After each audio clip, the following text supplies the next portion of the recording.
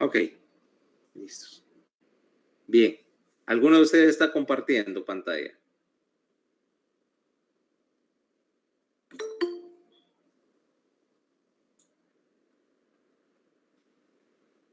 Parece que el día de hoy no. Vale. Bueno, entonces, muy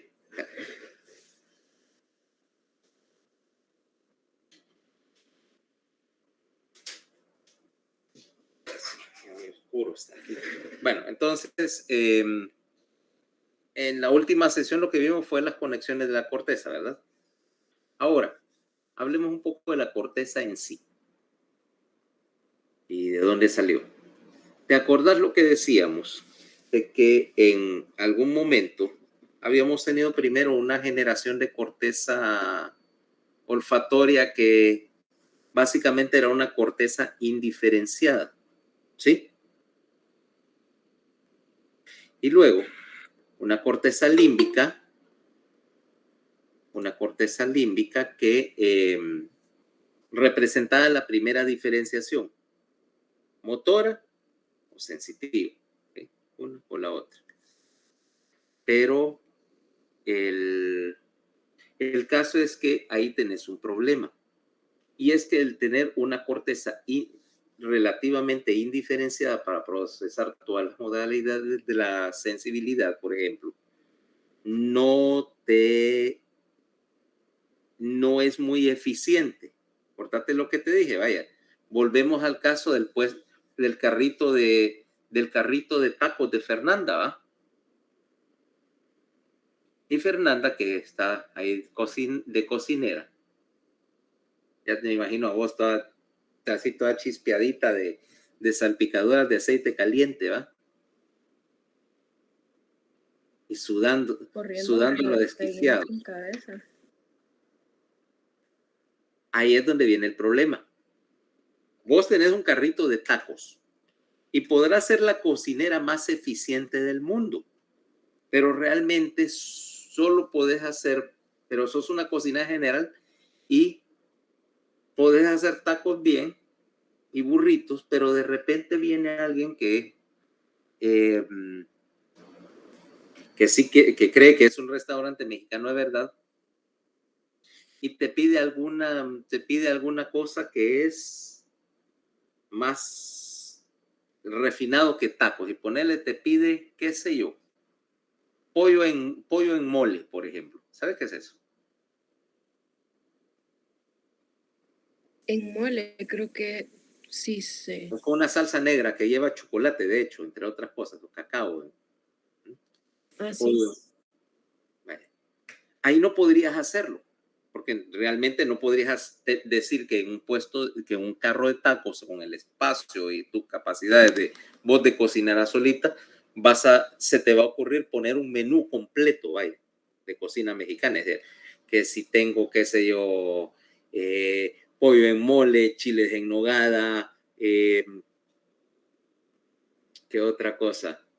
Postres mexicanos, vaya, ¿cómo se llama esto? Chongos a la zamorana, churros y todo, ya no te daba. Segundo lugar, es bien difícil encontrar, o que todavía te fueras aún más allá y dijeras un restaurante internacional y que en tu menú tuvieras platos italianos, mexicanos, chinos y de todas partes. Es difícil encontrar un cocinero que pueda hacer todas esas cosas bien hechas, ¿no?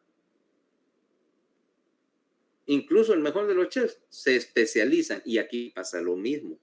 Si querés hacer trabajo especializado, necesitas algo especializado y la corteza no es excepción.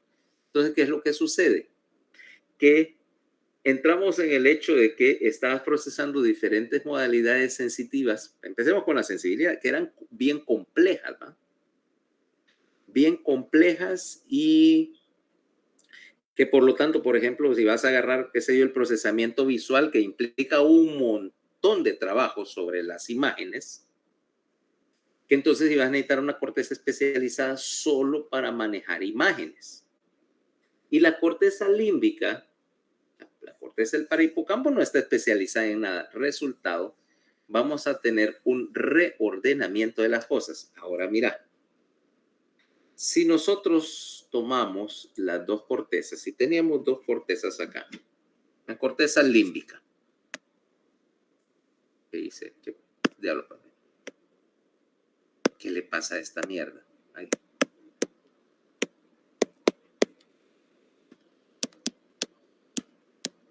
Las dos cortezas límbicas, una dice, o en orden de sus capas.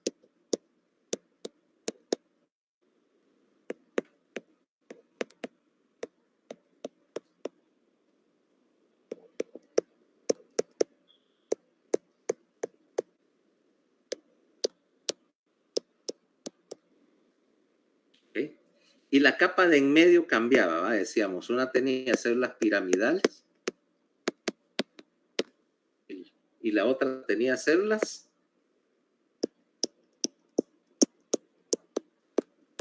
Eran las dos variedades, vaya. Y el flujo de señales, lo decías así, entraba por acá, se distribuía para acá. Estas dos estaban interconectadas y la salida era para acá, ¿correcto? Lo mismo con esta. Fíjate que la señal o la información solamente está viajando en un sentido, de acá para acá y de acá, por supuesto, a la salida. Esta regula la actividad. Pero ¿qué tal si yo agarro estas cortezas, una motora y una sensitiva, y las barajo como un naipe para hacer algo nuevo que llamamos la neocorteza?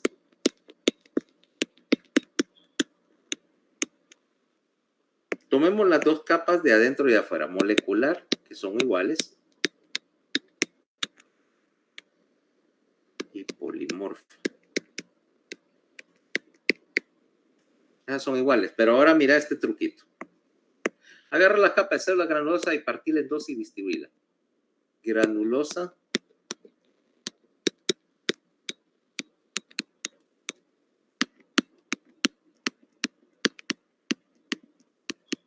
externa e interna. Y hace lo mismo con las capas de células piramidales.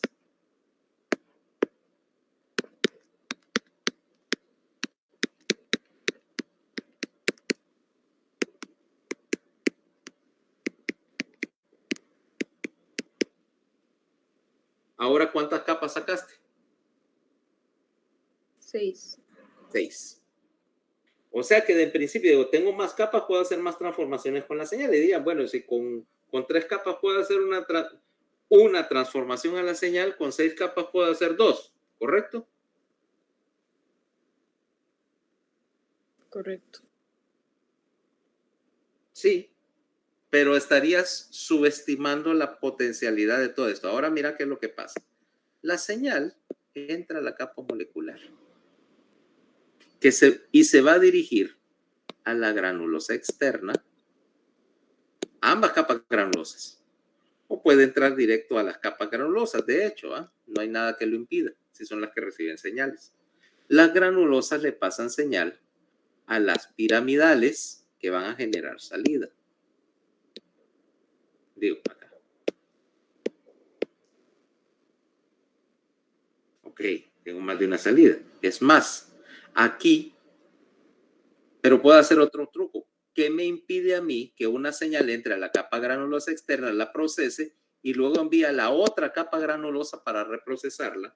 Y esta capa granulosa le hace algo y manda su resultado de regreso para acá para volverlo a procesar y hacer un ciclo y procesar eso y estar masticando a la misma señal de aquí hasta el martes que viene. O enviarla a la capa piramidal, cualquiera de ellas.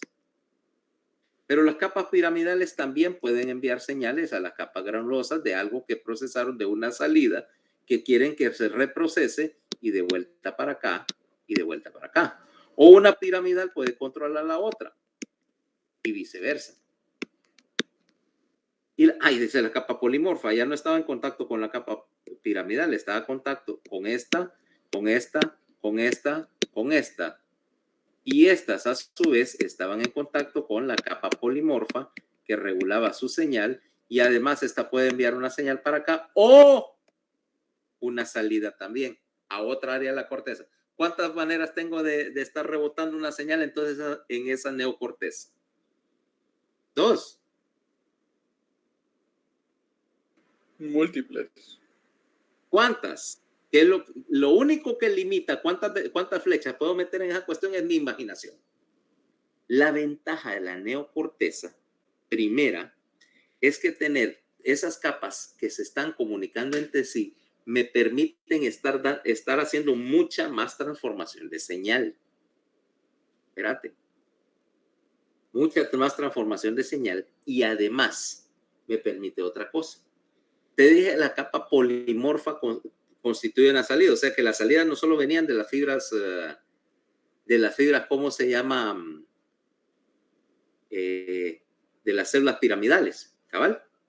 Sino que también de las células polimorfas. La salida de las células polimorfas sale y se convierte en la entrada de otra corteza.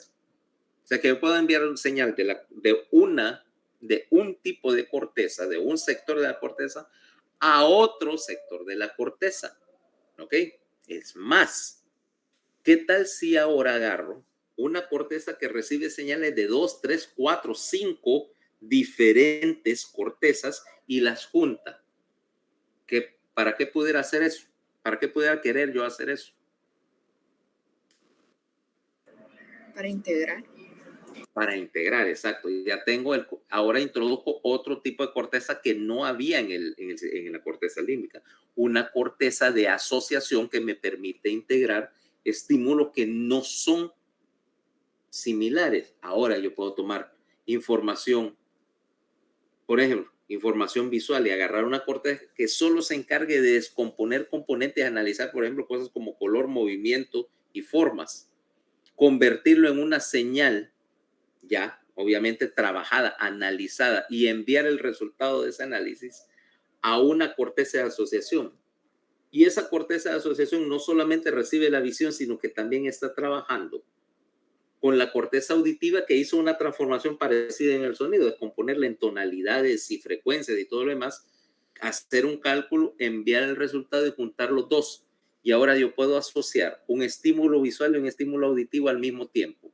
Reconocer que lo que veo y lo que oigo son la misma cosa. Eso es asociar, ¿no?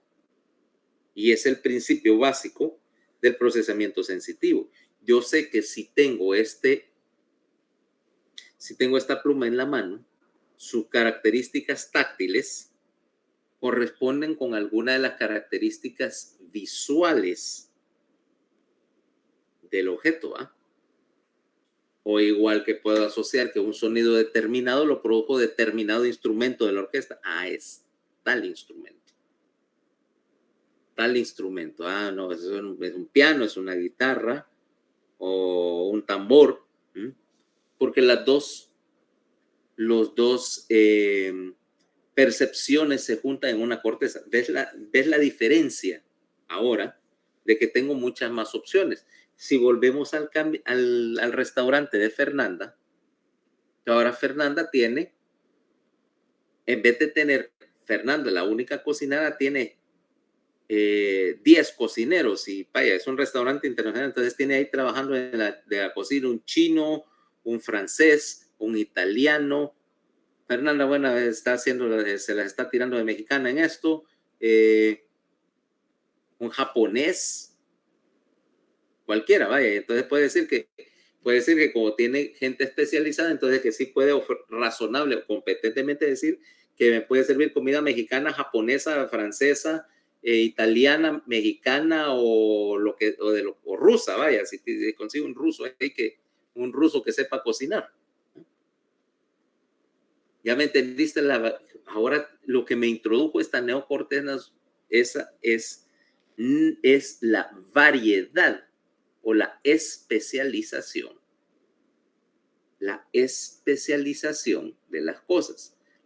Cada pedazo de corteza especializada de neocorteza solo tiene que hacer una cosa, pero como solo tiene que hacer una cosa, la puedo optimizar para que lo haga bien, ¿ok? Y que su resultado, que la salida de esa corteza especializada puede ser la entrada de otra corteza asociativa también especializada en juntar y amalgamar cosas. Gran ventaja, ¿no?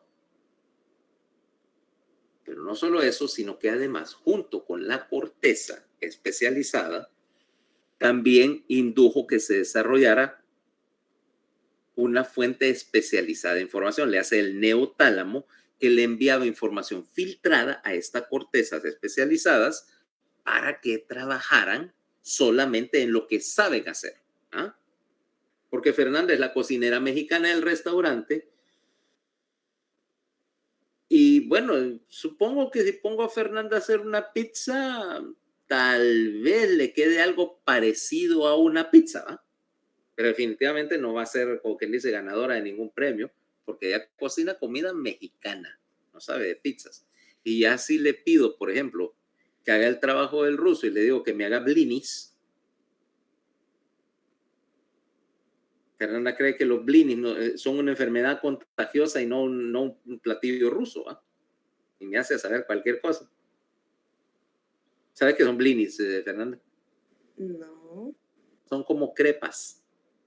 Son como algo parecido a las crepas. Ruso, ¿va? Normalmente lo único no son dulces. ¿Okay? A diferencia de la crepa, no es dulce. Normalmente ellos lo comen con crema agria y otra, pero es una cuestión sin sabor, vaya, en el sentido. Es como una tortilla, entonces. No es es como una crepa porque es de masa, o sea, parecía un panqueque o una crepa, pero no es dulce, ¿ya? Se pueden rellenar con algo dulce, igual que las crepas, pero no son necesariamente dulces, ¿ok? Ya que no te puedo pedir pirogi tampoco. Tampoco sé qué es eso. Es como una empanada, ¿vale? La mejor manera de describir un pastelito, una empanada. Y muy parecido a los pasteles. Bueno, me imagino que el concepto de un pastelito o de una empanada lo habrán inventado independientemente en todo el mundo. A alguien se le ocurrió doblar un pan y rellenarlo, ¿ah? Una cosa plana y rellenarla. Bueno, un pirogi es un pastelito, ¿ok? Y se rellenan más o menos de las mismas cosas que nosotros rellenamos los pastelitos de harina de trigo. Carne o cebolla o cosas parecidas. Hay dulces también. ¿Okay? Pero bueno, como no sabes, aunque supieras hacer pastelitos, que son lo mismo, o empanadas, pero si yo te lo pedí si yo te lo pedí en ruso, vos, like what?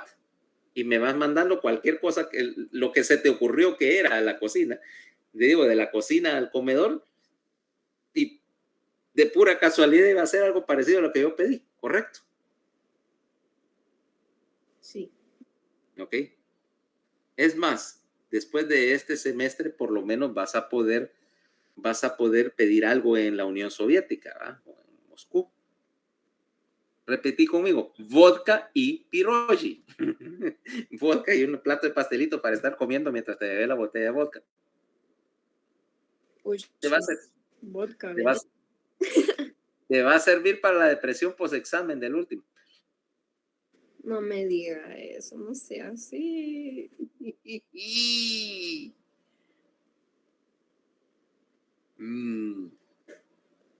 Okay. Va a estar interesante ese examen. Sí. Si lograra conseguir el vodka de verdad ruso, mucho mejor.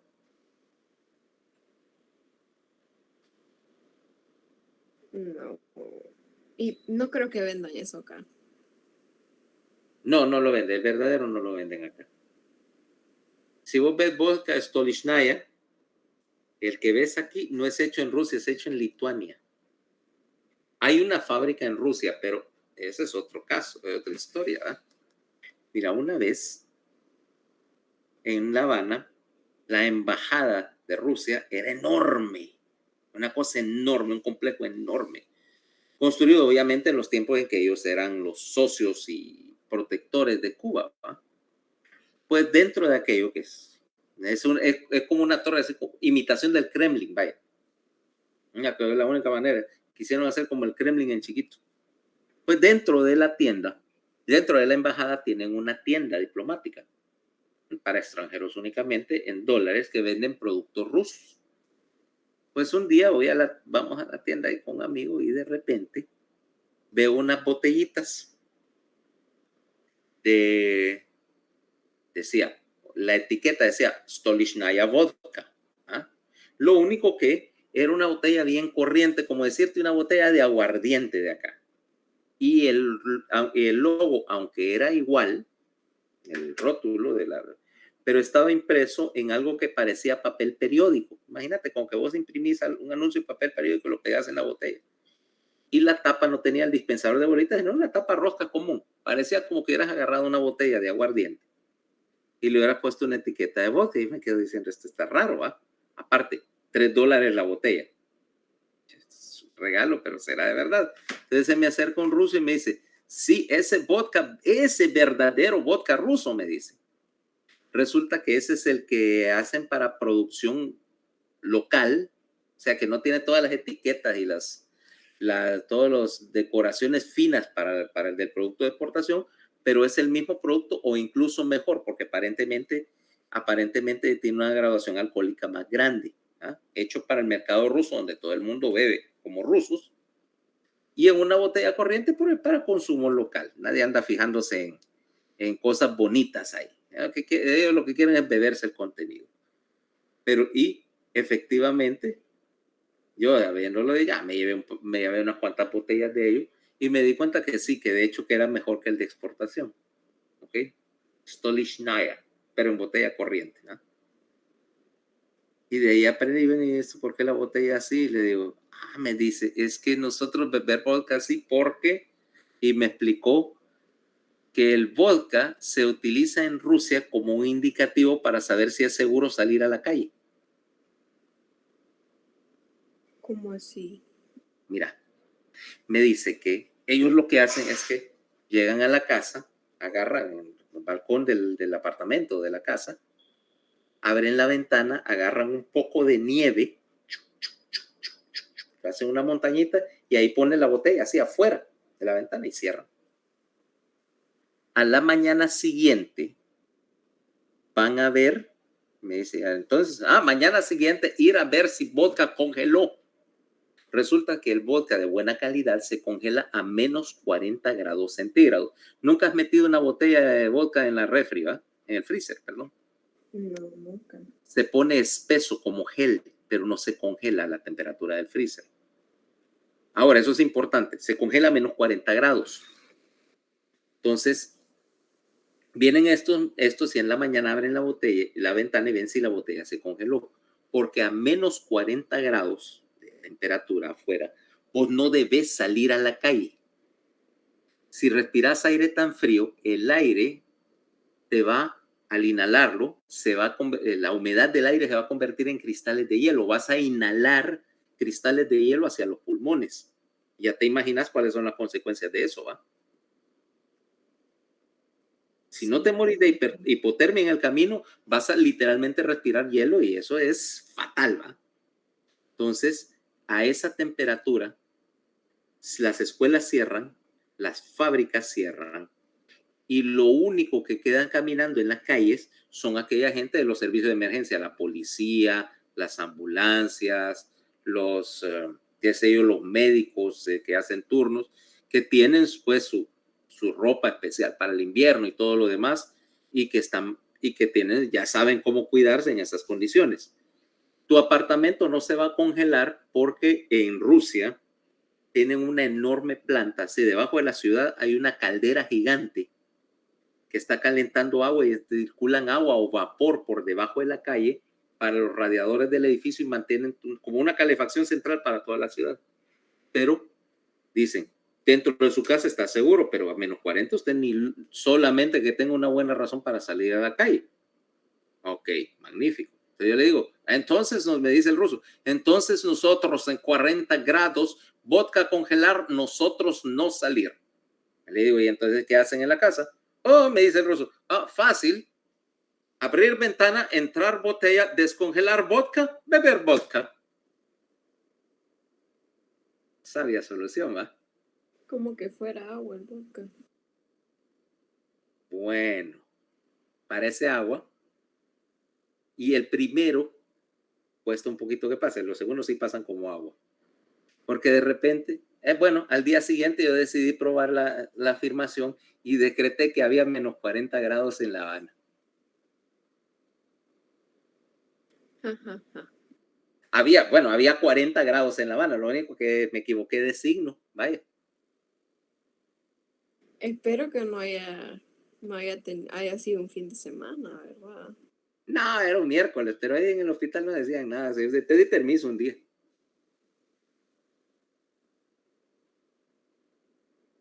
Que dice, ay no, estoy enfermo, no voy a poder ir hoy.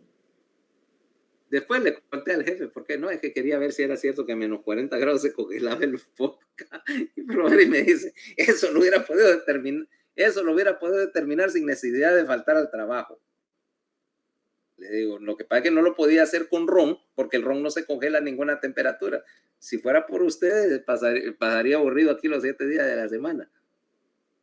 No tenía nada que operar al día siguiente, no tenía caso programado. Tampoco era que iba a dejar cosas pendientes por hacer experimentos en mi casa. No tenía caso de nada. Vamos a probar entonces si teoría de ruso correcta, ¿va? Además, la mitad de mis compañeros faltaban la mitad de la semana porque se iban de parranda y nadie les decía nada. Yo lo que hacía era que iba a trabajar todas las temporadas de día regular, pero cuando tocaba, me agarraba vacaciones a diestra y siniestra en el extranjero, por supuesto. Me iba a pasar mis vacaciones en Cuba. A Puerto Rico. Nunca he ido a Puerto Rico, no me llama la atención mucho. ¿Y a dónde iba entonces? A Miami. Miami. Solo para ir a Miami agarraba entonces. No, alternaba. En diciembre venía para San Pedro Sula y Tegucigalpa. En junio iba para Miami. Porque era mitad vacaciones, mitad expedición de compras. Entonces en junio iba a Estados Unidos. En ese tiempo mi entonces esposa vivía allá, estaba haciendo su residencia. Me pasaron un mes allá, de paso iba de compras, pasaba por Estados Unidos. Miami era lo más cercano. Estaba a una distancia razonable y los vuelos no eran tan caros.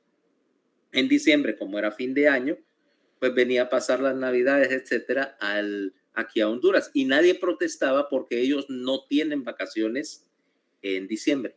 Ellos tienen sus vacaciones en agosto. ¿Por qué en agosto y no en diciembre? Porque es verano. Porque es verano y porque en Cuba no se celebra la Navidad. No se celebraba antes de la revolución, pero no eran un país tan religioso, vaya. Ellos celebran, igual que en Puerto Rico, el Año Nuevo. Además, una fiesta más grande y comida. La Navidad no pasaba mucho. Y luego, claro, como llegó el gobierno de Fidel Castro, obviamente un gobierno comunista, la religión, todas las fiestas religiosas están canceladas automáticamente. ¿Ah? Entonces no celebraban. Ellos celebraban el 1 de enero, día de Año Nuevo, que era de paso el aniversario de la revolución. Y luego las vacaciones de los niños eran junio, julio, agosto, y hacían una cosa. En agosto, todo el mundo sale de vacaciones al mismo tiempo. O sea, todo el país, trabajadores, estudiantes, todo el mundo está de vacaciones. Solo se quedan trabajando aquella gente que tiene algunas cuestiones especiales que hacer. Por ejemplo, obviamente las instituciones de salud, el ejército, la policía, la defensa civil, esa clase de cosas. Pero, por ejemplo, el Ministerio de Economía cierra. Todo el mundo se va de vacaciones, solo queda el vigilante. El Ministerio de Comercio cierra. La universidad cierra, o sea, cerrado, literalmente que no hay nada, solo está el vigilante. Y dice, bueno, vacaciones va a ser iguales para todo el mundo el 1 de agosto al 1 de septiembre. Y los únicos que trabajan, vaya, y extra, son la gente del turismo y los restaurantes y todo eso. Entonces, por ejemplo, ponen horario especial en la televisión y programación especial de verano, de películas y series y esa clase de cosas. Hay carnavales en la calle, organizan carnavales en la calle, allá se cierran la calle para que haya música en vivo y puestos de comida y todo eso. Nadie va a la escuela y vos tenés la oportunidad de que pasas tus vacaciones en tu casa, donde sea, completo toda la familia, si no tienen que sincronizar que quién tiene vacaciones en qué época del año. Sencillamente apagan todo, cierran el país entero y se va todo el mundo de vacaciones. Solo dejan lo mínimo necesario para que no se colapse. El concepto es interesante, pero fíjate que les funciona. Y claro, yo no agarraba agosto, porque además digo, me voy en junio a Estados Unidos, paso junio, que es temporada de trabajo, o julio, y regreso en agosto, porque en agosto en el hospital despachabas a todos los pacientes que no fueran de emergencia. O sea que si yo, no, que mira, que te van a programar para una columna. Si no te operaban el día 28 de julio, a ver, espérate, el aniversario del cuartel Morcada era 25, 26 de julio, 27 de julio. Si el 24 de julio no te habían operado, te despachaban a la casa para que volvieras el 1 de septiembre. Venía 24, 25, 26, 27 de julio, que es aniversario del asalto al cuartel Moncada, es una fecha histórica de la revolución de ellos, y de ahí después del 27 de julio solo quedaba esa media semana porque el 1 de agosto se decretaba temporada de verano y mira, literalmente yo llegaba al hospital en agosto porque solo iba 4 veces al mes, solo tenía que ir el día que estaba de turno y ese día yo le pasaba visita a los hospitalizados y me quedaba en el turno. A la mañana siguiente me iba para mi casa. Entonces así me cachaba un mes más de vacaciones. El hospital todo desolado lo encontraba. El hospital desolado. Si lo único que veía era, vaya, por ejemplo, salas como dermatología, que no atiende urgencias, cerrada. Todo el mundo en su casa de vacaciones. Lo que habría eran los servicios que atendían urgencias, ortopedia y traumatología, neurocirugía, cirugía general. Porque para ingresar las urgencias, entonces imagínate, una sala de 40 camas, había 3 camas ocupadas. Si estaba de suerte, había una cama ocupada, en 5 minutos ya pasaba visita, solo había una enfermera ahí aburriéndose con el paciente, supongo. Y no había más que hacer, no ingresabas nada. Podías, a tu discreción, meter algo que no era urgencia, como que era urgencia, y operarlo. Pero generalmente lo que iba a pasar era que ningún anestesiólogo te iba a querer dormir a ese paciente. No, eso no es una urgencia, estamos de vacaciones, yo no te lo voy a dormir. No, mira, que a menos que lo convenciera de alguna manera, el paciente, no, despacharlo y que regrese en septiembre lo operamos, pero no los hacías moverse, ¿ok? Aunque estuvieran ahí de turno, pero en el turno así todo el mundo bien relajado y platicando, ahí no había urgencia. Y como no hay accidentes masivos en Cuba casi nunca, más que nada porque no hay mucho desplazamiento de gente o no hay muchos carros, vos irías ahí y te sorprenderías que en una ciudad tan grande como La Habana casi no hay vehículos. No existen los embotellamientos de tránsito, porque la situación económica dice que muy poca gente tiene vehículo y la que tiene, pues, si tenés carro, la gasolina es cara y escasa, entonces con genista solo sacas cuando realmente es necesario. Andar dando vueltas, no, eso no se puede. Nadie tiene esa capacidad económica. ¿Y motos? Sí hay motos, pero no así como nosotros, ¿no? Que aquí es un enjambre de motos. Hay motos, unas cuantas. Y, por cierto, ellos tienen unas motos muy buenas, antiguas, rusas. Es que mira, los rusos hacían malísimos carros, pero hacían buenas motos. En particular, unas que son marca Ural, que es una moto grandota, es una moto militar grandota, y que al lado has visto que unas que tienen un carrito y una tercera rueda. ¿Has visto? Bueno, ese era el estilo de esas motos. Muy buenas, muy potentes, muy confiables. No son muy finas, vaya, o sea, son ruidosas, pero es una buena moto. Ahora, esas motos las traía el ejército allá para dárselos a su personal. O sea, que venía vos, por ejemplo, eras teniente o algo así, entonces por el ejército te asignaban una moto de esas para tu transporte y eso era la común. Había unas motitas chiquitas, como 50 cc así, chiquita, casi como una bicimoto, que eran las más comunes, también hechas en Rusia, ¿va?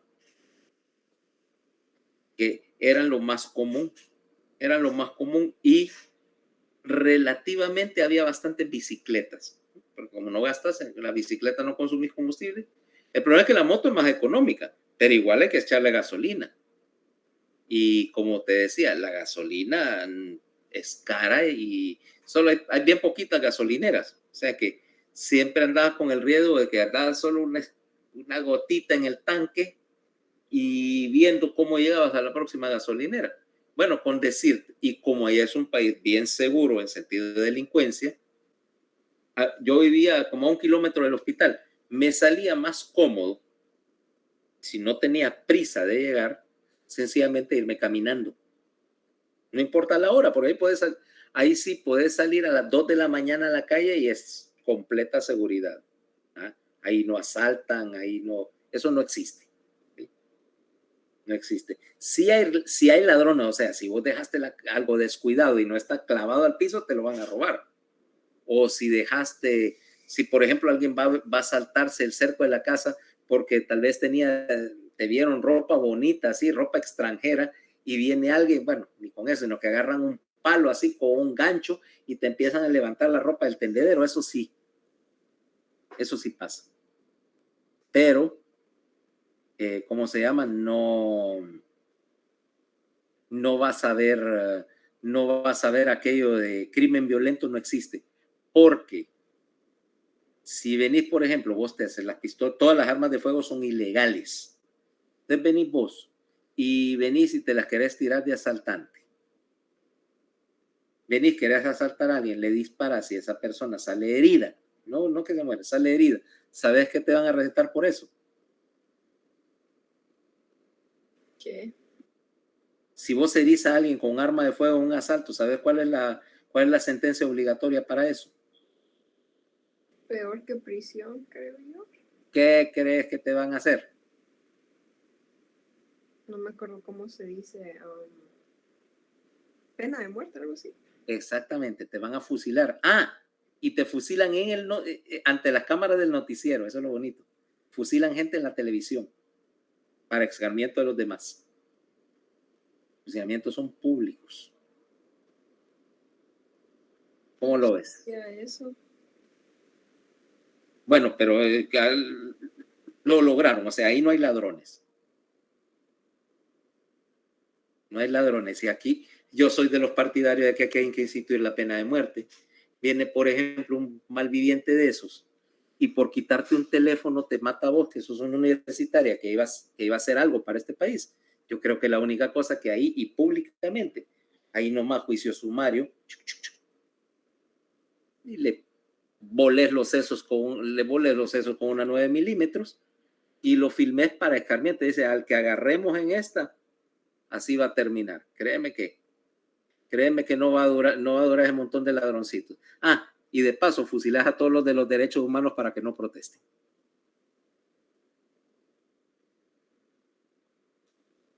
Ya vas a ver como aquí, en tiempo, ¿has oído hablar de quién era Tiburcio Carías, ¿va? Sí, claro. Bueno, después Carías él instituyó eso. Y la tasa de crimen, no es cierto tanto de que dormías con las puertas abiertas, ¿va? Eso es nostalgia, pero sí la tasa de criminalidad en Honduras cayó casi a cero, porque eso no tenía ningún problema en mandarte al pelotón de fusilamiento por cualquier cosa. Y la gente se dio cuenta, con este no se puede jugar, se acabaron las tonterías. Y aquí es lo que se ocupa. Aquí la gente hace y deshace, porque entre otras cuestiones, se sale con la suya demasiado, ¿va? Fusílenlos. Violadores de niños, fusílenlos. Narcotraficantes, ¿qué diablos esperar que los gringos los vengan a extraditar? Fusílenlos. Sale más barato fusilarlos que tenerlos presos también y 30 años estos tipos durmiendo ahí en la PC y comiendo a mis expensas porque la comida la comida ahí no la regalan, sale de los impuestos. Por si no se habían dado cuenta. No, sí, claro está. Bueno, entonces, aparte, hasta cierto punto el Schadenfreude dice lo interesante de estar viendo fusilamiento en la televisión. Por piratería también fusilan. Allá en Cuba. Sí. Oiga, pero Sí. eso es un poco, no sé, como indebido. ¿Qué tal si un niño se tropieza con un canal así o algo así? Por piratería. No, o sea, que un niño se tropiece con canales de fusilamiento. No, es que es el noticiero nacional. ¿Qué canales? Ahí solo hay 3 canales. No, los niños ya lo consideran normal. Para las cosas que ven aquí. Adiós, niñez. Y es que vos no veis, y es que vos de niña no te dejaban ver el canal 6, por lo que veo, No, y Sí, tampoco me interesaba. porque ahí los del canal 6, ahí el nocturno, ahí están filmando la emergencia del Catarino, toda la masacre, y cuando hay una tirazón por ahí van a filmar y ya no tienen problema en poner la cámara a los muertos. No, y ahora menos me va a interesar ver ese canal, definitivamente. Yo no sé, yo no veo que noticiero, no hay nada interesante, pero vaya, yo no tengo problema que los niños vieran conmigo películas. No sé, y estás con Emilio viendo, por ejemplo, esa es una buena película, por ejemplo, Django. No he visto The Django. O cualquiera de... Ok, Pulp Fiction. No me digas que no te gustan las películas de Quentin Tarantino.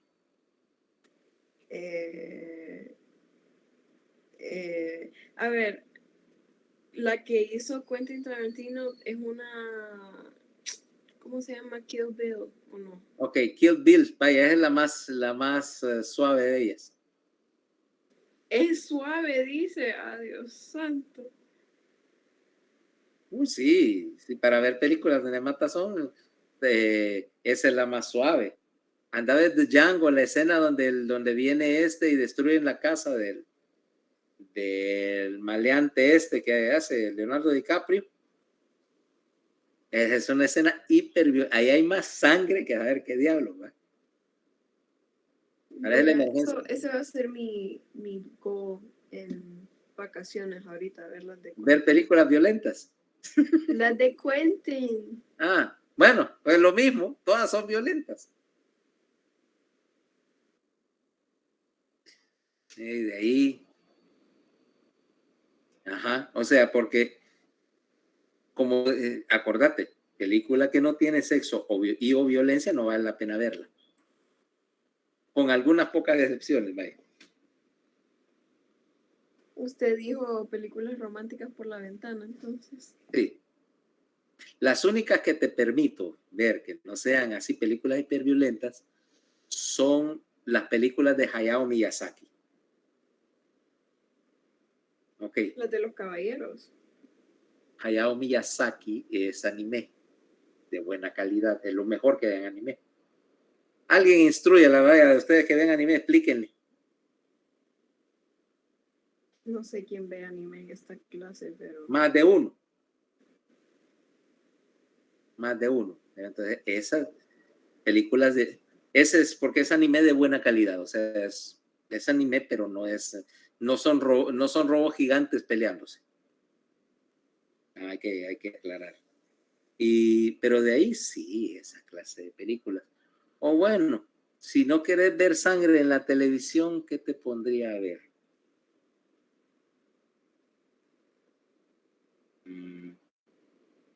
M de Fritz Lang, esa es una buena película. Así se llama, M. No. Películas con títulos de una sola letra, ¿eh? M. Hay otra muy buena, por cierto, que se llama Z, de Constantín Costagabra. Así se llama la película, Z.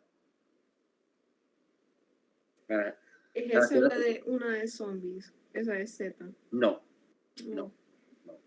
Es una película, de hecho es una película seria. Vaya, si querés algo decir con un tema como político, no te voy a arruinar el argumento, pero sí es una buena película. Z de Costa Gabras. Porque yo había oído hablar de Z, que puede tener una película que se llama Z. Pero sí, es una película muy seria, muy bien hecha. ¿Eh? Mira, esa es una cosa que sí, ya es el gran cineasta, pero pasaba viendo películas en La Habana, porque claro, la televisión no tenía nada de ver, pero yo tenía un paciente que él era archivista en la Cinemateca de Cuba, o sea, el instituto ahí de cine cubano tiene una cinemateca con todas las películas habidas y por haber. Ellos las pasan, en la tarde por la noche te pasan una película de historia del cine, que es alguna película histórica, súper importante, pero yo tenía el chance de que este man me conseguía prestado los videos los cassettes de VHS de la Cinemateca, y ahí puede ver un montón de películas buenas que yo había oído hablar de ellas en no sé, en las enciclopedias, en lo que fuera, en los libros de historia del cine, pero que obviamente aquí nunca las pasan, ¿va? Pero tenía esa oportunidad de conseguirlas o sencillamente esperar a que las pasaran en alguna noche en historia del cine, ya como a las 12 de la noche, pero algo que sí valía la pena ver. ¿Ya? Lo que no ibas a encontrar, excepto en temporada de verano, era películas americanas así de esas tipo Transformers, a solo las ponen en verano. Y algunas pirateadas. Ellos piratean mucho cine y televisión, tienen su satélite, su antena de satélite, y piratean el cable gringo para luego reempaquetarlas y ponerlas en la televisión local con subtítulos. Pero no creas que son todas, ¿va? Allá en un país aburrido, pues vos andas viendo en qué entretenerte. Bueno, pero sigamos con la idea. Entonces, ahora ya llegamos a la idea de que esto me permite una gran variedad de salidas y de hecho tengo otra variedad, otro asunto que hacer. Aquí tengo las 6 capas, ¿no? Pero ¿qué tal si yo varío? Y aquí tengo las 6 capas. Molecular, polimorfa, piramidal interna, granulosa interna, piramidal externa, granulosa externa, ¿va? 6 capas. Y aquí las 6 capas son rústicamente del mismo grosor y la misma importancia. Pero nadie me dice que no puede hacer así, mira.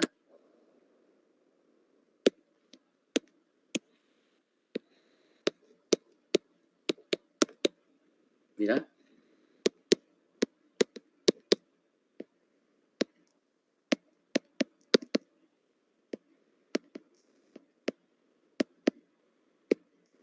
¿Viste? Aquí las 2 capas granulosas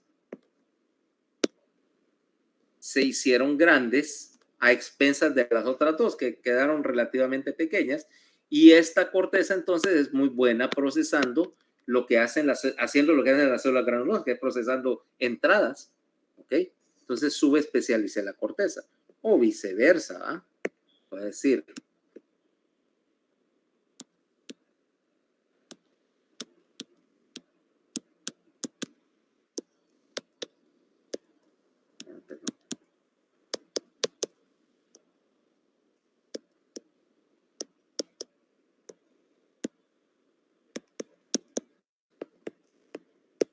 Mira, y en esta hice lo contrario, metí unas grandes capas piramidales para generar señales de control, y las capas granulosas casi no existen.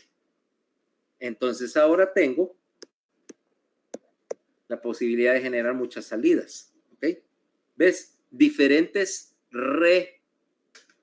reproporcionamientos de la corteza me dan diferentes funciones. Entonces, estas diferencias en la proporción y organización de las capas me permiten que esa corteza nueva de 6 capas yo la pueda subespecializar. Y entonces, basado en estas diferencias histológicas y de conexión, Entonces, tener muchos tipos de capas de corteza de este tipo. Todas tienen la misma arquitectura general de las 6 capas, pero su proporción y sus conexiones específicas cambian. Entonces, dice, bueno, quiere decir que vamos a tener un montón. ¿Cuántos tipos de corteza puede haber? Y la respuesta es depende a quién le preguntes o depende a quién le digas.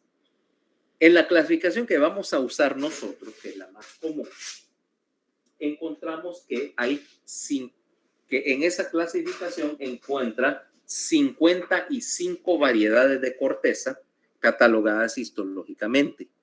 Ahora, no es la única manera de clasificarlos. Hay otra clasificación más reciente que te dice que realmente, basada en diferencias bioquímicas y de conexión, hay unos 200 tipos diferentes de corteza. ¿A quién le crees? Bueno, cualquiera de los dos, porque realmente una clasificación depende de su utilidad. Entonces, ok, está bien. Vamos a asumir que para nuestro efecto tenemos 55 maneras de reorganizar la corteza, o sea, 55 variedades del mismo esquema básico. Y a cada variedad vamos a poderle asignar algún tipo de funcionalidad, porque aquí sabemos que en la corteza la morfología depende de la función. ¿Me va siguiendo? Ok. Sí. Ahora, ¿cómo está organizada esa corteza? Vamos a ver acá. Esto es un dibujo, ¿no?, muy bien hecho, muy bonito, sobre que te explica la histología de la corteza. Dice, pero what? Dice 6 capas y acá un rayerío perro, ¿ah? ¿Qué quiere decir todo esto?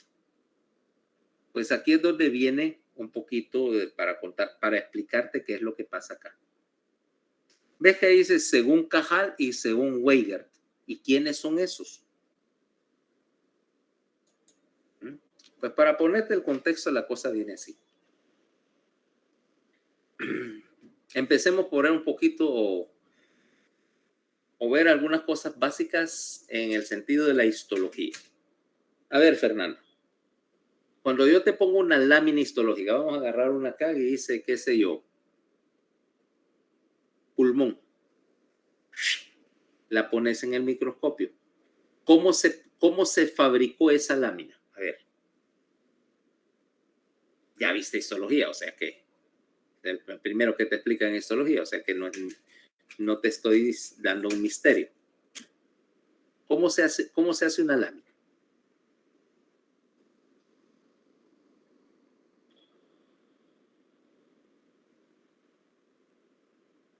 A ver, Katie, para que no vea Fernanda que la paso googleando todo el día. ¿Cómo haces una lámina histológica?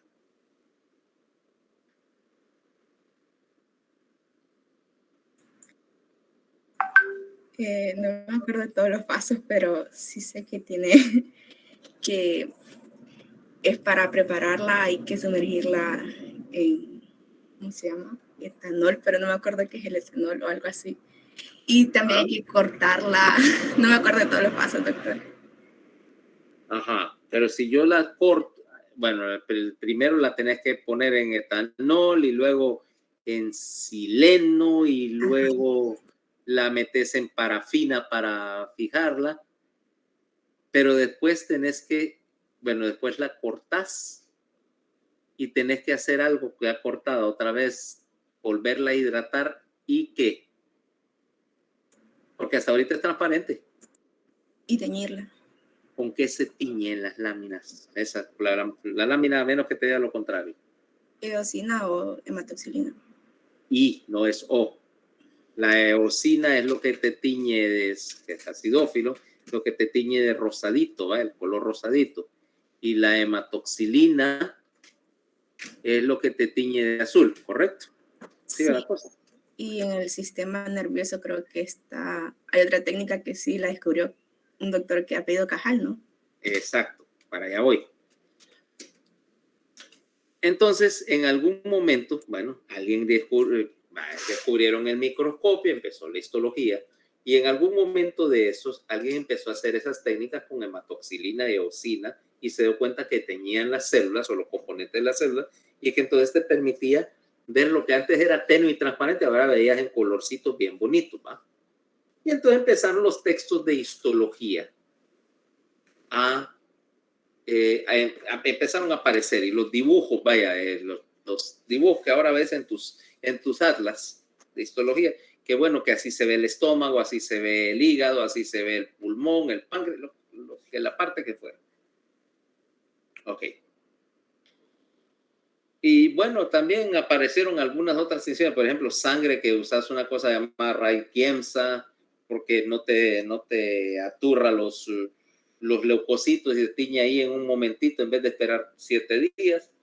Pero cuando venían y querías teñir con hematoxilina y eosina el tejido cerebral, aquello no agarraba color, básicamente resistente al tinte. Por mucho que le quisieras hacer, no te agarraban tinte. Entonces, bueno, ok. O sea que la histología del cerebro, del sistema nervioso central, era como decir un gran misterio porque nadie podía ver claramente. Se veía ahí por el rato alguna cosa, pero no había nada definitivo. Okay. Entra la segunda mitad del siglo XIX. Entonces había dos personas. Te voy a hablar de dos personas que en el momento en que pasaba todo esto no se conocían la una a la otra.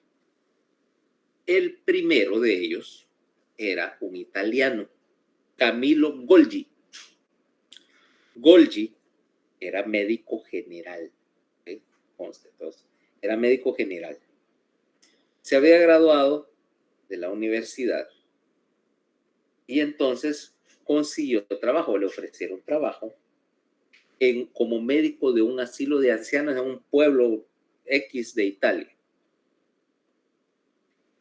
Golgi, que era un buen médico, era científicamente curioso, esa gente basaba experimentando.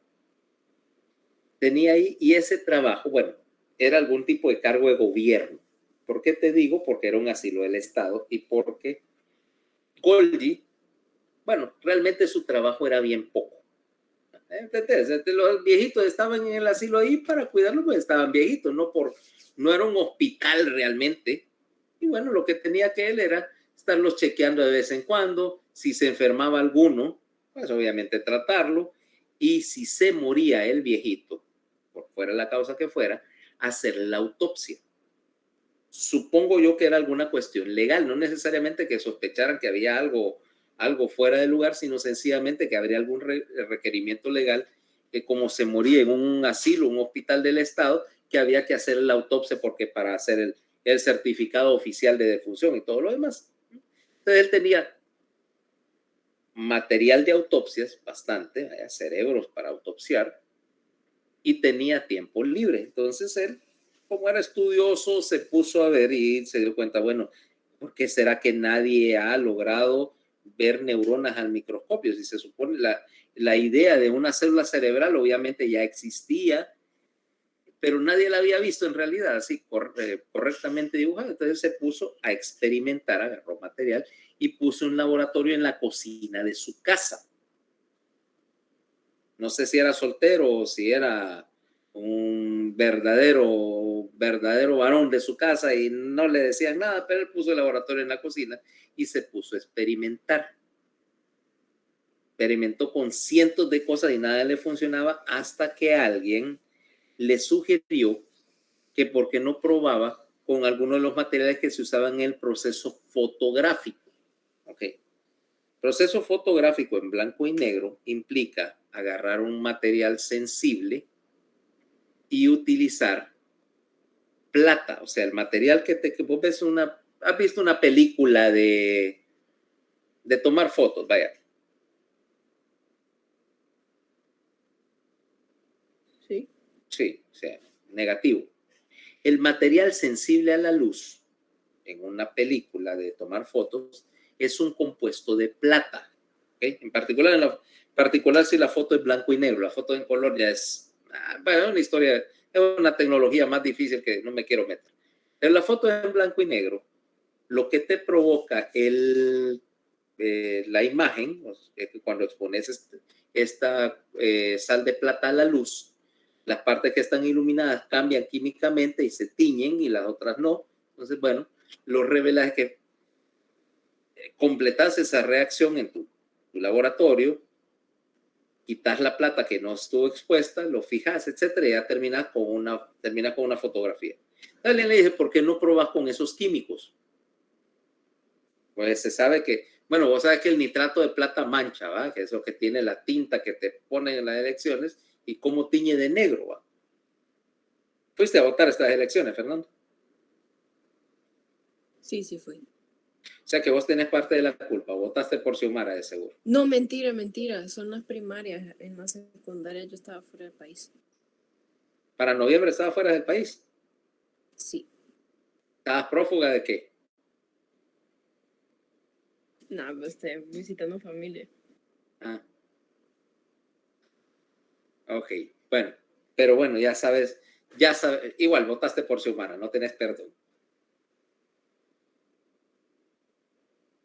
Entonces, Golgi se puso a practicar y de hecho logró teñir neuronas. Esto fue en 1880 y algo, 1890 y algo, que obtuvo éxito con sus primeros experimentos y pues describió y escribió un artículo científico explicando todo este asunto de cómo había logrado teñir las neuronas, las dibujó y lo mandó para que lo publicaran en una revista. El problema es que Golgi era un médico poco conocido de un pueblo de Italia y solamente hablaba italiano. Lo publicó, por supuesto, en una revista en idioma italiano. Pero ¿cuál es el problema? Para obtener reconocimiento internacional, que todo el mundo te escuche, te querés ir y que te publique en una revista que todo el mundo lee. Y en aquel tiempo, 1800 y pico, las revistas científicas, o el lugar donde había la mayor cantidad de actividad científica y donde todos los científicos publicaban, y en el idioma que publicaban era en... Inglés. No. No era en Alemán. inglés. Tampoco. No. Latín. Francés. ¿En qué? ¿En qué, Luis? Francés. En francés. En el siglo XIX, Francia era como decir, como fuera ahora Estados Unidos, el lugar donde estaba la alta tecnología y la ciencia y todos los científicos grandes querían ir a Francia porque era ahí donde se hacían los grandes descubrimientos y todo. Inglaterra eran muy buenos ingenieros, pero ciencia médica en Francia. Todavía, fíjate, muchas cosas que nosotros hacemos en medicina, incluso, por ejemplo, el diseño del currículum básico en medicina, eso tiene mucho todavía heredado de la escuela francesa de medicina, la medicina clásica francesa. Medicina inglesa es un poquito diferente, pero bueno, hablamos de... Entonces, como aquel había publicado en italiano, pues no tuvo mucho, no se dio mucho a conocer. Entonces, pero bueno, él siguió con sus experimentos y siguió escribiendo sus libros. Mientras tanto, al otro lado, allá por Barcelona, había otro muchacho. Este muchacho, hijo de médico, por cierto, un tal Santiago Ramón y Cajal.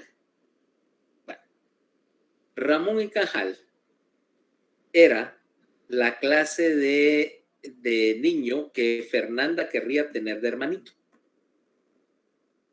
Científicamente curioso y muy poco dado a medir la consecuencia de sus actos. ¿Qué te parece, Fernando? Qué dolor de cabeza.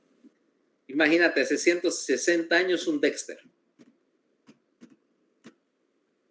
Sí, un Dexter.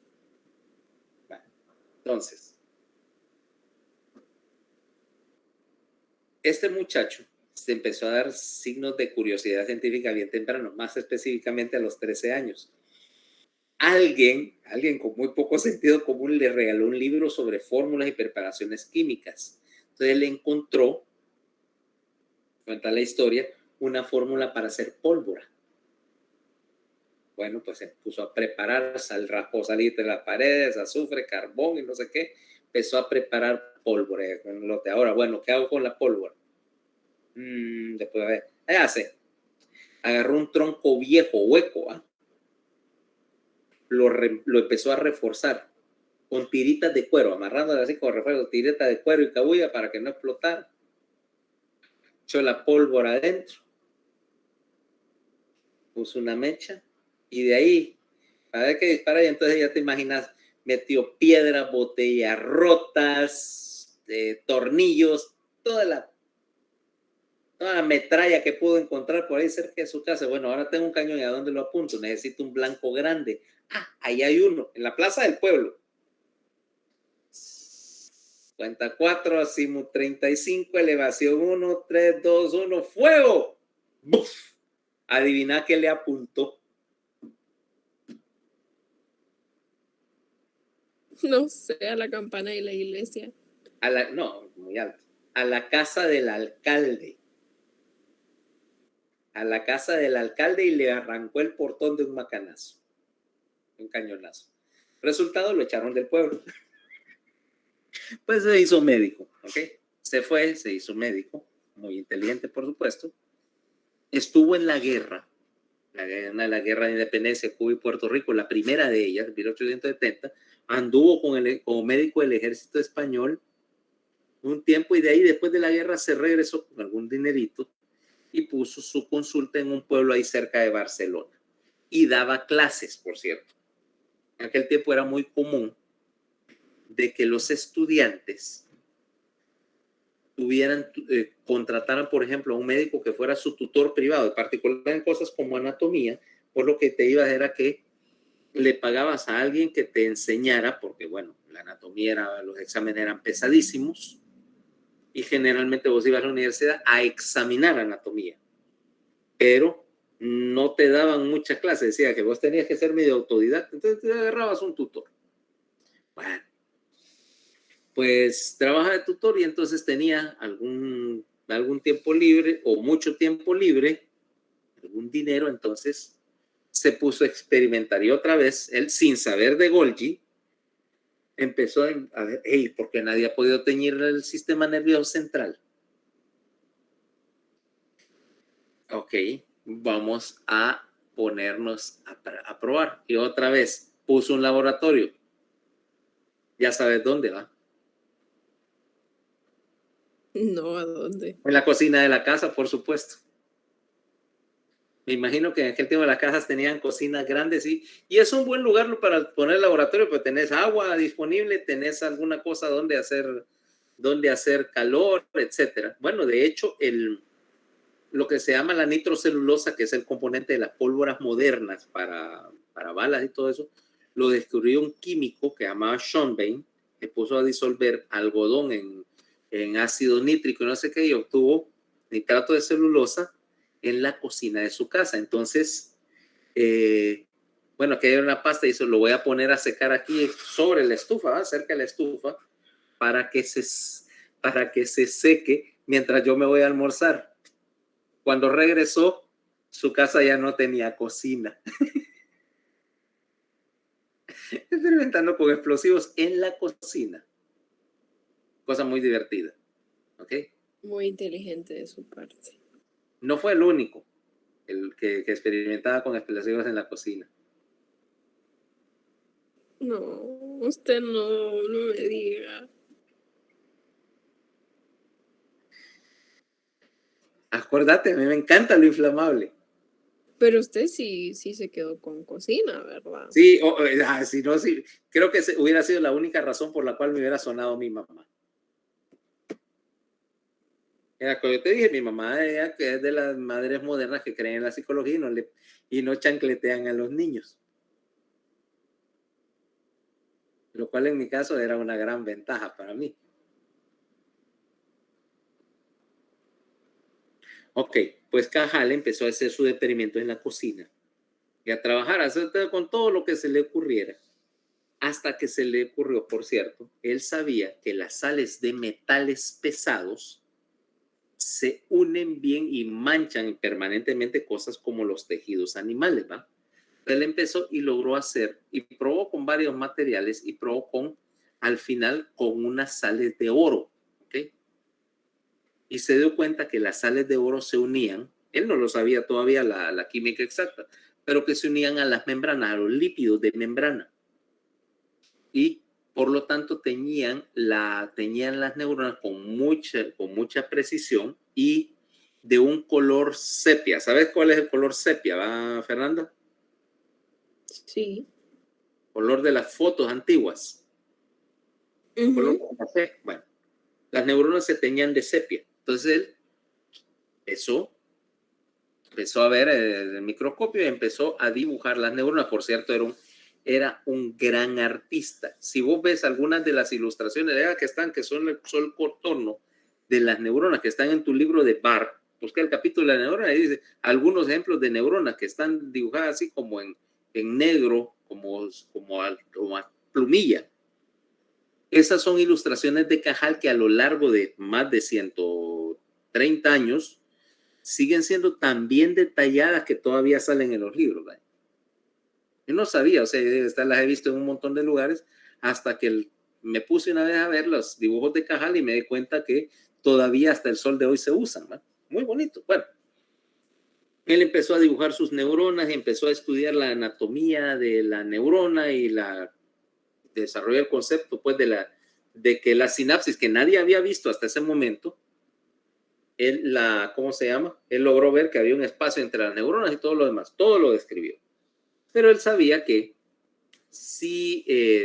bueno, el que no publica lo que descubre se queda en el olvido. Entonces dice, empieza a escribir, a tratar de mandar sus artículos a todas las revistas científicas y todos lo rechazaban.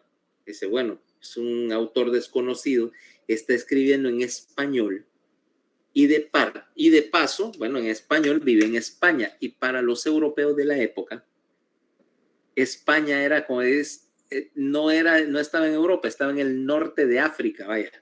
Los franceses tienen una frase que dice que África no comienza en el estrecho de Gibraltar, sino que comienza en los Pirineos, o sea que España es un país africano, atrasado, ¿va? Y lo es, en gran medida, aunque se enojen los españoles. Bueno, dicen, nadie lo ha publicado. Bueno, entonces Cajal se le ocurre, bueno, si nadie me publica una revista, ¿qué me impide a mí tener mi propia revista? Y entonces él fundó una revista, la Revista Española de Histología Normal y Patológica. Fundador, Santiago Ramón y Cajal. Editor, Santiago Ramón y Cajal. Artículos escritos por Santiago Ramón y Cajal. Ilustraciones, una placa, las ilustraciones, las placas de grabado hechas por Santiago Ramón y Cajal e impresa por Santiago Ramón de Cajal en la sala de su casa. Le compró una prensa de imprimir y la montó en la sala de la casa. Y chinguiti, imprimiendo copias de la revista. Y si alguna vez has ido a una imprenta de las antiguas, vaya, que tengan que la prensa ocupa casi todo este cuarto, ¿va? Es un armatuste de no sé cuántas toneladas de metal que al menor descuido viene la barrita esa, te suelta una gota de tinta caliente hacia la pared, o sea que es una manchazón de tinta y el olor a tinta caliente y el ruido y todo en la sala de su casa. Y que yo sepa, el tipo ya estaba casado, o sea que su esposa debe haber tenido una paciencia que ya quisiera que tuviera la mía. Bueno, casi la tiene porque me aguanta los experimentos de vez en cuando.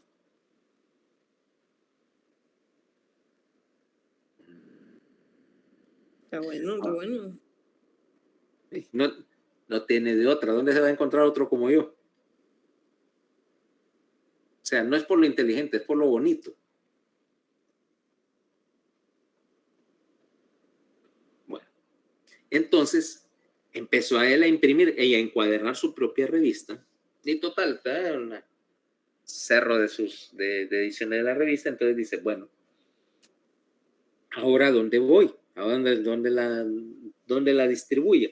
Era 1896 y por esos días había en Berlín un congreso de anatomía, Congreso Mundial de Anatomía. Ahí está, me voy para allá. Reunió dinero suficiente para pagarse el boleto de viaje más barato a Berlín y salió para Alemania con sus revistas bajo el brazo. ¿eh? Pone un stand en la exposición. Pero claro, ahí es donde viene el problema. Santiago Ramón y Cajal no hablaba una palabra de alemán. Y los asistentes que hablaban francés o alemán tampoco entendían mucho. Sin embargo, como todo el mundo tiene su día de suerte, andaba uno de esos días de la exposición, pasa por ahí Karl Kolliker. Karl Kolliker es el padre de la embriología. Yo no sé si en la clase de embriología le explicaron eso de la historia de la embriología. ¿Va? No, doctor. Pues Karl Kolliker, que era un suizo, era uno de los que describieron un montón de cosas en embriología. Van a preguntarle a su maestro sobre eso. ¿Quién la da, por cierto, de embrio ahora? La doctora Arita, ¿ah? Embrio. Expedito. ¿Quién? Doctor Caballero. Ok. Edgardo Caballero. Bueno. Ese. Ok. Bueno, pues viene, ¿cómo se llama?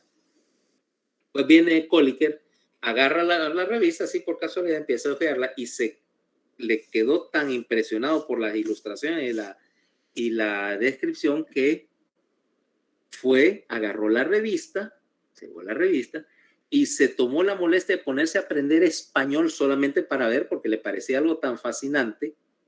Y entonces él fue el que presentó a Cajal ante todos los círculos científicos y empezaron a hacer.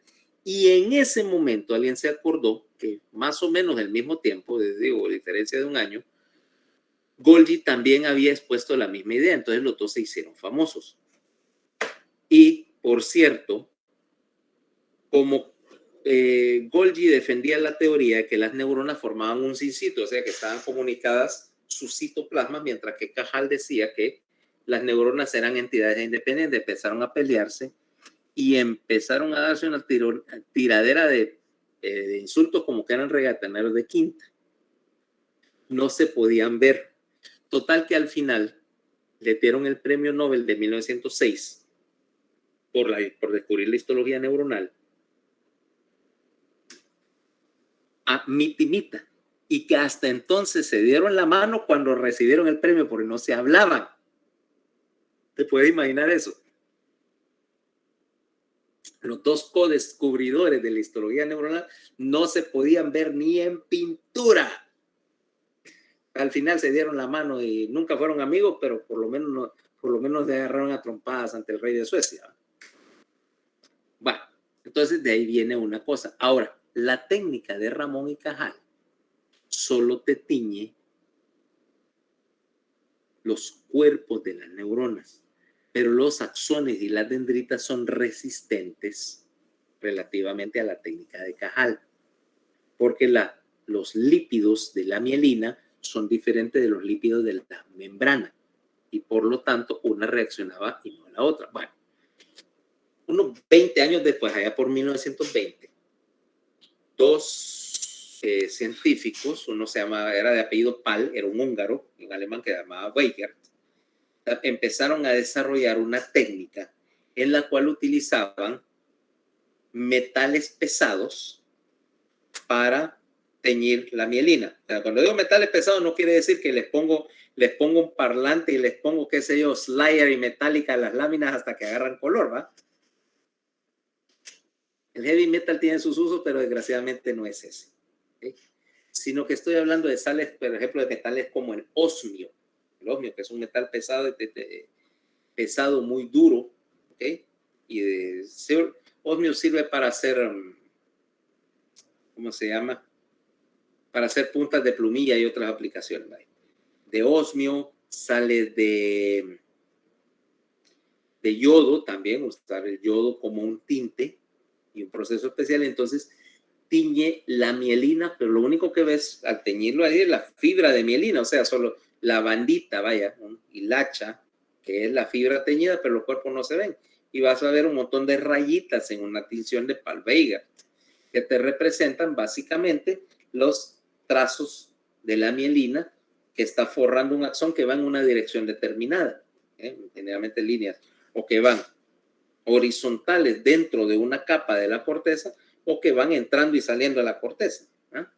Entonces, entre los dos, ya tenías una idea. Bueno, si superimpongo una imagen a otra, mira, aquí está un cuerpo neuronal, mira cómo va la fibra para afuera, mira cómo esta se conecta con esta, y entonces ya empezó la histología y nos dio este dibujo. Ahora, este dibujo donde ves la histología de la corteza, veamos que obviamente aquí yo te hice las neuronas en diferente color, más que nada por claridad, ¿eh? Obviamente todo eso se vería en un solo color. Vemos acá que tenemos a la izquierda, es el mismo, y a la derecha es el mismo pedazo de corteza, solo que en la izquierda tengo las neuronas, los cuerpos neuronales dibujados según Cajal, y a la derecha son las fibras según el sistema de Weiger o la técnica de Weiger. Aquí tengo la superficie, está aquí arriba de tu pantalla, tu dibujo, ¿va? Por cierto, este creo que está ahí, creo que está en, ¿cómo se llama? En el campo virtual. Si no me dicen para subir, o los mando por WhatsApp. Y está. Entonces vemos que hay 6 capas, en orden, de la superficie para abajo. Capa molecular, capa granular externa, capa piramidal externa, capa granular interna, ¿ah? O sea, la 2 y la 4 son células granulares, la 3 y la 5 son células piramidales, y la sexta, que es una capa polimorfa. Vámonos para acá y veamos un poquito. En la capa molecular no tenés realmente muchas neuronas, solo vas a ver unas poquitas que están ahí que parecen arañitas o canastitos. Esa célula es la célula horizontal de Cajal, ¿ok? Es la única célula que vas a encontrar ahí, ¿cabal? ¿Okay? Si te das cuenta, células largas, aquí no se, bueno, ves un poquito de las proyecciones que forman la dendrita, y aquí vendría un axón saliendo de abajo que no se ve ahí porque obviamente no está teñido, ¿va? Luego te vas más abajo, en las capas 2 y 4, vas a ver las células granulares. Y yo te las puse ahí como estrellitas de color azul. Porque de hecho la célula granular tiene esa forma estrellada con muchas dendritas, y cada dendrita con muchas espinas dendríticas, y un axón que va a ir a terminar a la capa 3 o a la capa 5 en general. Las salidas de las células granulares tienden a terminar en 2 sitios. Uno, en otra célula del mismo tipo, o 2, en las capas de células piramidales. Ahora, fíjate bien, aunque el borde es un poquito más difuso que como yo te lo puse ahí, ¿ok? No es tan así como una frontera tan bien marcada, sino que hay un poquito de traslape, pero en general vas a ver que es relativamente constante. Y la otra cosa por cual te dibujé como estrellitas es porque esa es la impresión que te da esa capa cuando lo ves con mucho aumento. Él dice, parece un cielo estrellado, pero con una gran sobredosis de estrellas. ¿Por qué? Porque de la corteza, esta es la célula más abundante en toda la corteza, la neurona más abundante en toda la corteza. Okay. Quiero que aclaremos una cosa. Aquí vamos a describir 5 o 6 tipos de células. En realidad, cuando en la corteza, en general, hay unos 300 tipos de neuronas específicas. Y en un pedazo de corteza tal vez tenga de 20 a 30 diferentes. Aquí solo vamos a ver las 5 principales, las que me forman el circuito. Las otras, si querés verlo como variantes de estos tipos principales. ¿Cabal? Ok, entonces tengo aquí capa 2 y 4 con células granulosas y solo células granulosas. Ahí no hay otra cosa, mira. Ves que exclusivamente tengo puras células granulares y que tengo un montón de ellas. ¿Okay? Tengo un montón de ellas dispersas. Mientras que en las otras puedo tener variedad de células. Ahora, las capas 3 y 5. Vamos a tener esta característica célula que te puse en rojo por la célula piramidal. Mira, su aspecto obvio. Y el hecho de que tiene 2, decíamos, un triángulo que apunta hacia la superficie, con una dendrita que sale de esa punta del triángulo, ¿ok? Aquí. No quiero eso. el láser. ¿Dónde está? Aquí, mira. ¿Qué está haciendo esto? Ahora sí. Y 2 dendritas en la base que llamamos dendritas basales. Y el axón, ves acá, aquí se te dice un pedacito del axón saliendo para abajo hacia la salida de la corteza. Y ves que aquí nuevamente en la capa 3, empecemos por la capa 3. Tengo una población de células piramidales relativamente pequeñas que están estratificadas, ¿ok? Así dispersas, estratificadas en una forma dispersa, y que estas células estratificadas y dispersas son las únicas células de la capa. No hay otro tipo de célula acá. La capa piramidal externa solo es piramidal. Ahora, en la piramidal interna vamos a tener otra distribución de las células piramidales, pero literalmente eso es tema para mañana. ¿Okay? Mañana vamos a continuar con la histología de la corteza y cómo esta histología cortical termina y cómo se conecta esto con el lado de que está, con el lado. Para mañana también vamos a ver el circuito cortical, o sea, cómo se conectan electrónicamente estas fibras, o sea, que entra, que sale, ¿ya? Ese va a ser el tema. ¿Preguntas hasta ahorita? No, doctor. Ok, bueno, entonces, bueno, Gracias. mañana. Okay. Feliz día, doctor.